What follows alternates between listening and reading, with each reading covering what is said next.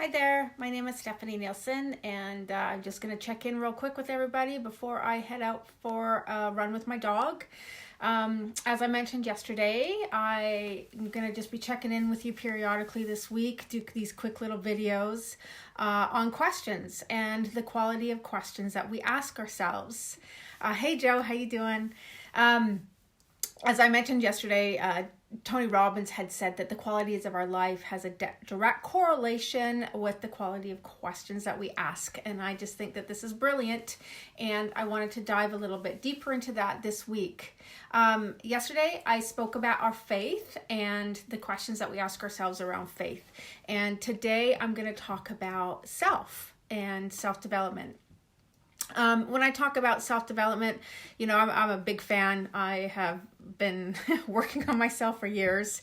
I read and I'm constantly learning. Anyways, but what I really want to talk about today is your emotional state. I think that's really important right now with everything that's going on in the world. So, I want to look at what questions are we asking ourselves with respect to our self-care. It was interesting though, one of my friends did a little bit of feedback for me on yesterday's video and said that it's not just what questions we're asking, but also the quality of the questions that we're asking. And he's absolutely right. Are we being honest with ourselves when we're asking these questions?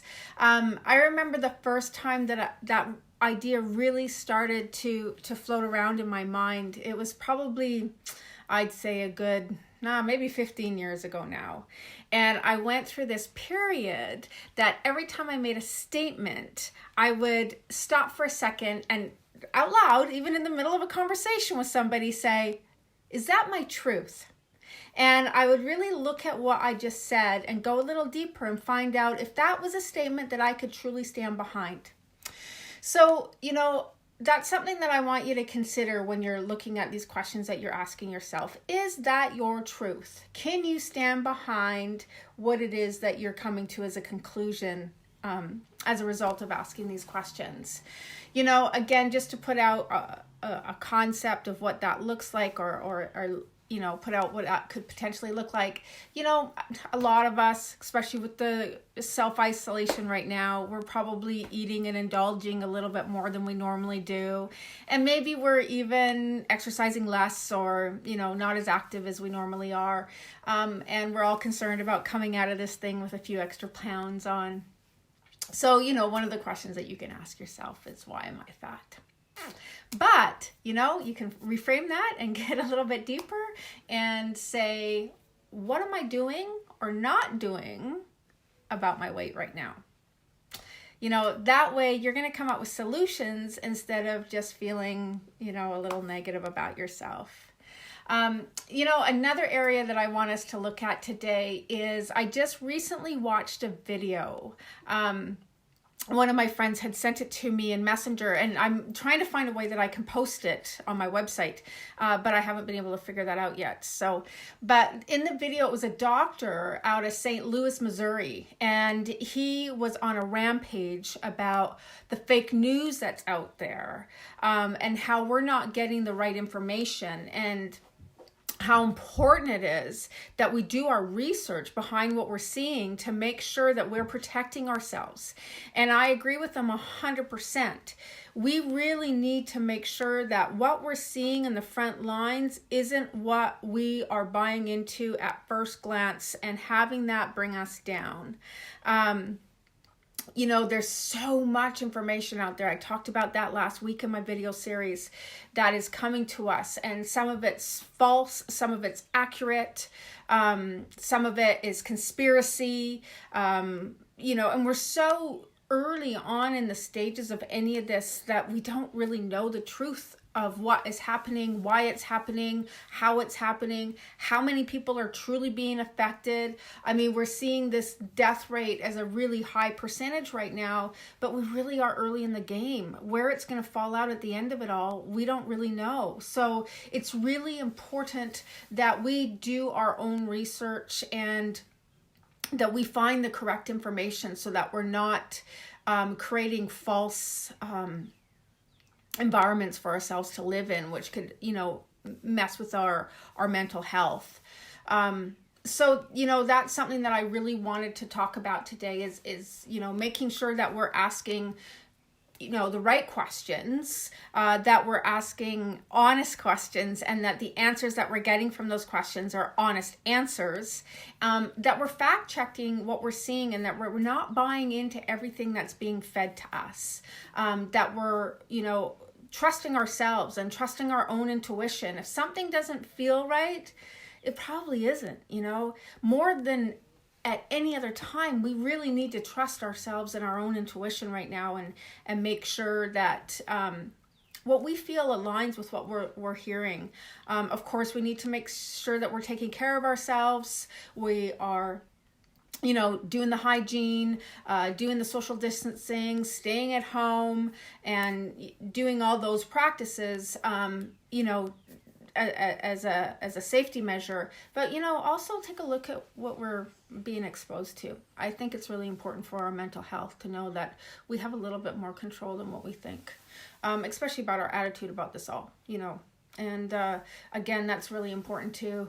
Perspective is everything. So we can wake up every day and we can look at our situation and we can have it bring us down, or we can look at it as an opportunity to do things that maybe we've neglected in our lives for the past little while. I've been sharing with people today that I'm looking at this shutdown as a gift. I mean, yes, I'm limited just like everybody else, and I have my little frustrations. Anybody that knows me knows that I travel a lot for work, and I miss it. I'm not gonna lie, I miss getting out there and seeing my customers and going to different destinations. And I've had to really reinvent how I do my work, being at home all the time. But I'm really looking at this as a gift to learn, a gift to grow, a gift to focus on things that maybe I haven't been focusing on or neglecting to do. I'm using it as an opportunity to prepare for what's to come. One of the mandates that we have at work is that over the next 2 months, we take 2 weeks of our personal time off, just to support the organization.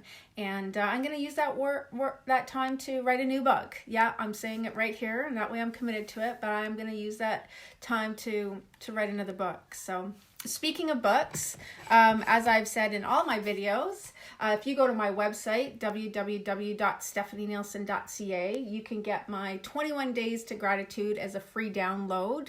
I have put that up from the beginning of this pandemic because I thought that it was really important for people to have an opportunity to look for things that they're grateful for. So that book is a free download on my site right now under gifts. If you like a hard copy, you can also go and order it as well if you prefer to have a hard copy. I have reduced the price of my books again during this pandemic. Unfortunately, I can't offer them for free because they are print on demand, so there is a fee that goes along with it.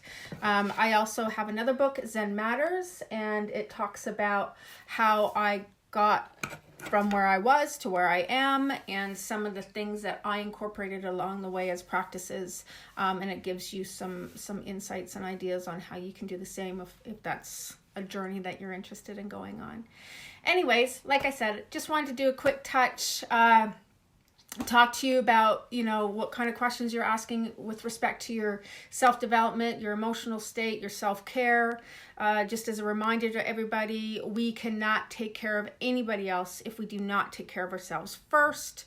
So make sure that you are doing what you can to take care of yourself. There's Howard. Hi, Howard. Thanks for that tidbit on making sure that you are being honest with your answers.